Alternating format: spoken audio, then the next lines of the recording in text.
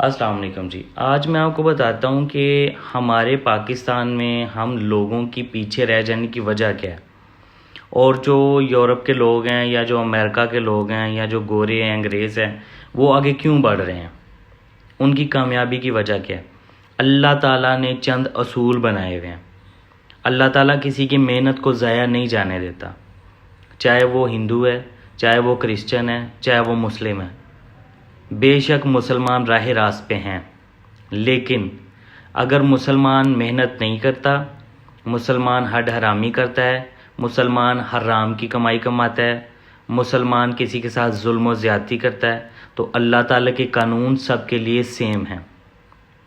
وہ ہم سے آگے اس لیے ہیں کہ ہمارے یہاں پہ جو 18ویں گریڈ کا یا 20ویں گریڈ کا افسر ہوتا ہے نا، اس کو یہ سکھایا جاتا ہے کہ آپ نے چائے خود نہیں پینی، بیل بجانی ہے۔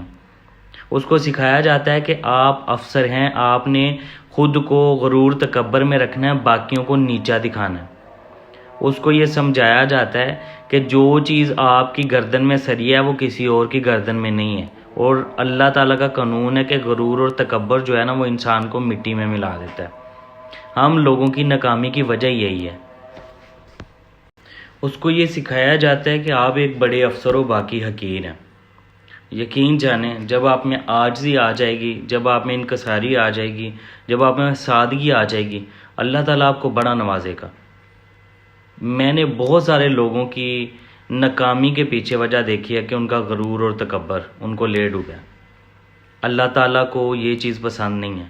غرور اللہ تعالیٰ کی ذات کے لیے ہے، بس انسان کے لیے نہیں ہے۔ انسان بس یہ جان لے نا وہ کہاں سے آیا ہے، وہ اس کی تخلیق کس طرح کی گئی ہے، تو وہ کبھی بھی غرور تکبر نہیں کرے گا۔ ان لوگوں کی کامیابی یہ ہے کہ 26 سال میں ذکر برگ نے فیس بک بنا دی، ای بے بنا دیا، ایمیزون بن گیا۔ یہ ساری چیزیں ایسے نہیں بنتی۔ ہم لوگ کیا کرتے ہیں، مکھی پہ مکھی مارتے ہیں۔ ہم لوگ کیا کرتے ہیں، جو پڑھایا جاتا ہے ریس میں لگے ہوئے ہیں، بس وہی پڑھنا ہے۔ ہم لوگوں کو بتایا جاتا ہے کہ آپ نے ملازمت ہی کرنی ہے، آپ نے نوکری ہی کرنی ہے۔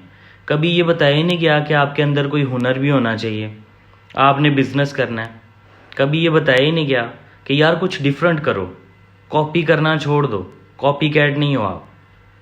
کبھی یہ بتایا ہی نہیں گیا کہ یار آپ نے افسر بننا ہے، اپنا نام بنانا ہے، اپنے انڈیپینڈنٹلی آزادانہ بزنس کرنا ہے، اپنے ملک کے لیے سوچنا ہے، ترقی کے بارے میں سوچنا ہے، اپنی نسلوں کے بارے میں سوچنا ہے۔ ہمیں بتایا گیا آپ نے جاب کرنی ہے بینک میں، ہمیں بتایا گیا آپ نے فیکٹری میں اکاؤنٹنٹ لگنا ہے، ہمیں بتایا گیا آپ نے اسٹور کیپر لگنا ہے، ہمیں بتایا گیا آپ نے الیکٹرانکس پہ جاب کرنی ہے۔ ہمیں غلامانہ سوچ دی گئی ہے۔ ہمارے سبجیکٹ میں یہ بتایا ہی نہیں گیا کہ آپ کو گاڑی بنانی ہے، آپ کو جہاز بنانا ہے، آپ نے کاروبار کرنا ہے، سامان باہر بھیجنا ہے، بزنس کرنا ہے اپنا ذاتی، آپ نے کوئی نئی چیز بنانی ہے، کوئی انٹرنیٹ پہ نئی چیز تخلیق کرنی ہے جس میں آپ کا نام ہوگا، آپ نے کچھ اس طرح کا کانٹینٹ کرنا ہے جو دنیا میں کسی کے پاس نہ ہو۔ ہر انسان کے اندر اللہ تعالیٰ نے عقل دی ہوئی ہے، ایک ذہن دیا ہوا ہے، ایک ڈیفرنٹ سوچ دی ہوئی ہے جو ہر انسان میں نہیں ہوتی۔ یار پہلے سب سے یہ دیکھو اس کا شوق کیا ہے انسان کا، جو لڑکا پڑھ رہا ہے اس کی ہابی کیا ہے، وہ کس طرف جانا چاہتا ہے، پھر اس کے لیے وہ راہیں کھول دو، اس کے لیے اس میدان کو وسیع کر دو۔ انسان ہمیشہ تب تخلیق کرتا ہے، اپنی دماغ سے چیزیں تب بناتا ہے جب اسے اس چیز کا شوق ہو۔ زبردستی کسی سے بھی آپ کام کروا لیں گے لیکن فائدہ کوئی نہیں ہوگا، ناکامی ہوگی۔ مجبوراً وہ کر تو دے گا لیکن فائدہ نہیں ہوگا۔ انسان کے کام کرنے کے پیچھے سب سے پہلے اس کا شوق ہونا چاہیے، اس کا دل اس کام میں لگنا چاہیے، پھر تخلیق ہوتی ہے چیزوں کی، پھر چیزیں بنتی ہیں، پھر نام بنتا ہے، پھر دنیا میں انسان آگے نکلتا ہے۔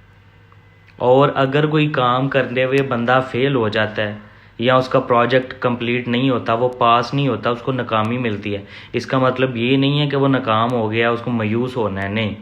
کامیاب وہی ہوتا ہے جو پہلے ناکام ہوتا ہے، اور جب وہ ناکام ہوتا ہے اس کو سیکھنے کے لیے بہت کچھ ملتا ہے۔